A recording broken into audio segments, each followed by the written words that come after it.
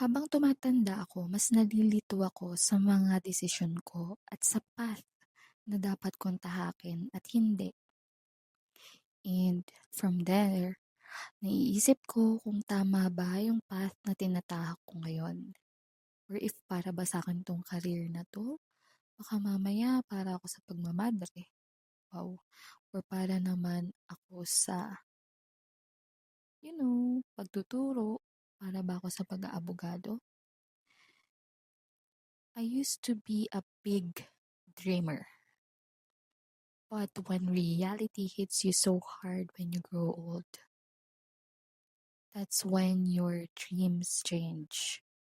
Nagiging simple and napipilitan kang maging smaller and simpler yung dreams mo.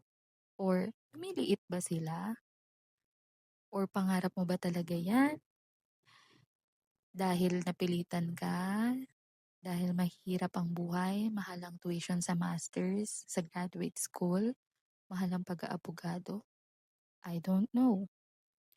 Maybe nag-change lang yung mindset mo dahil tumanda ka. Ay,